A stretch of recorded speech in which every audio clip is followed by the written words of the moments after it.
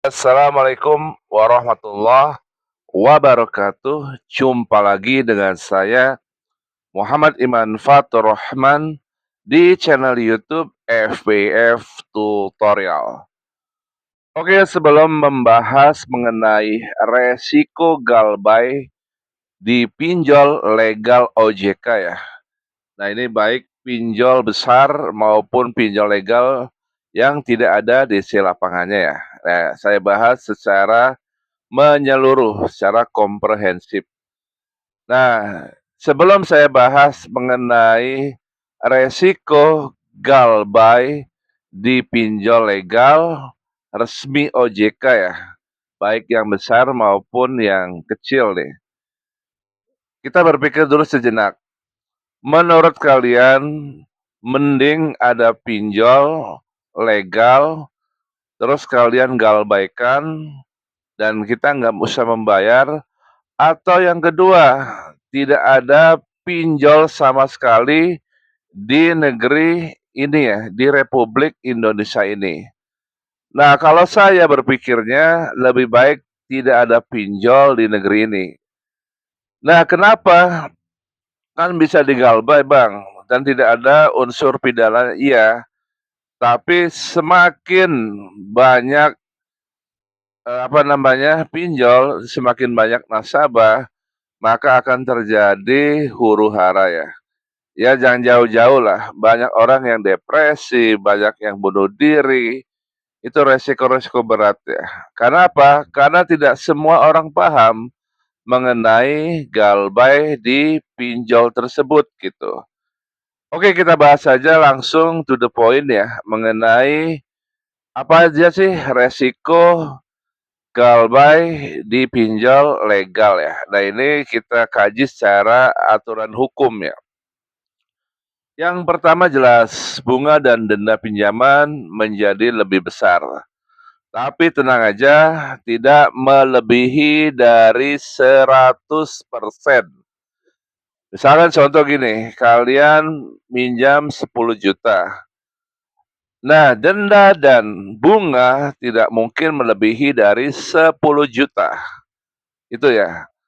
Jadi misalkan berapa Bang? Ya maksimal ketika kalian hutang 10 juta, walaupun misalkan kalian sudah lama, misalnya 2 tahun, 3 tahun, bahkan 10 tahun, ya maksimal hutang kalian ada di 20 juta. Itu aturan dari OJK ya. Jadi kalau misalkan mereka melebih-lebihkan dari 10 menjadi misalkan 30, maka itu bisa dituntut secara aturan hukum ya. Dan kalian nggak usah membayar bunga dan denda tersebut ya. Nah, biasanya pinjol-pinjol ini sering mengadakan ya keringanan-keringanan bunga dan denda, mengajak supaya ada semacam negosiasi dari kitanya, "Sok bayar sekian," gitu. Ada penghapusan bunga dan denda.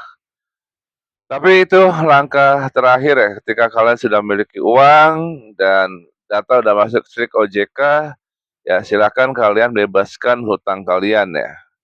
Seperti itu. Itu yang pertama. Lalu yang berikutnya, yang kedua, resikonya itu ditagih debt collector ya. Jadi untuk pinjol-pinjol besar, multi finance ya, ini pasti ditagih oleh DC lapangan, datang ke rumah. Nah, ini pengalaman saya, ada 2 DC yang datang ke rumah dari Kredit Pintar dan Aku Laku ya. Mereka menagih secara langsung ke rumah. Tapi kalian enjoy aja, nggak usah panik, nggak usah, "Aduh gimana nih nanti kalau ketemu." Jadi enjoy aja, hadapi. Kalau misalkan kalian nggak punya uang, ya nggak usah dibayar.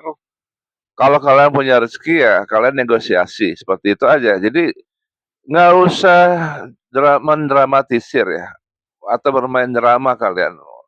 Jadi hadapi aja, ada uang, kalian negosiasi, meminta keringanan, nggak ada uang ya kalbaikan dulu, nunggu waktu yang tepat kalau kalian punya rezeki, seperti itu. Jadi untuk menghadapi debt collector, nggak usah panik, tetap tenang. Dan yang terakhir, data kalian ya tercatat di SLIK OJK dengan skor kredit yang buruk ya. Nah, apa resiko dari skor kredit buruk? Ya kalian nggak bisa mencicil rumah, nggak mencicil kendaraan, itu aja sih. Jadi bukan hal yang pusing gitu. Jadi yang paling penting bagaimana membangun ekonomi yang mapan dan bisa melunasi seluruh hutang yang ada di pinjol tersebut, itu solusi utamanya. Bang, ada, masalah pidana nggak di pinjol? Tidak ada, karena pinjol ini adalah masalah hutang piutang. Jadi resiko galbay adalah resiko perdata. Kalau ada tuntutan wan prestasi dari, pelaku pinjol, ya kalian enjoy aja. Kalian tinggal berjanji aja akan melunasi dengan dicicil sekian kali dalam sekian tahun, misalkan 5.000 atau berapa, itu nanti gampang. Tapi selama ini jarang ya, ada tuntutan perdata dari pelaku pinjol tersebut terhadap nasabah yang galbay. Tidak ada kasusnya, jarang. Walaupun ada ya satu 2. Karena apa? Karena yang galbay itu banyak. Kalau kita presentasikan banyak banget ya. Oke, itu aja informasi dari saya. Semoga bermanfaat ya. Jangan lupa klik subscribe, like, dan bagikan video ini jika video ini dirasakan bermanfaat. Oke, see you next video. Assalamualaikum warahmatullahi wabarakatuh.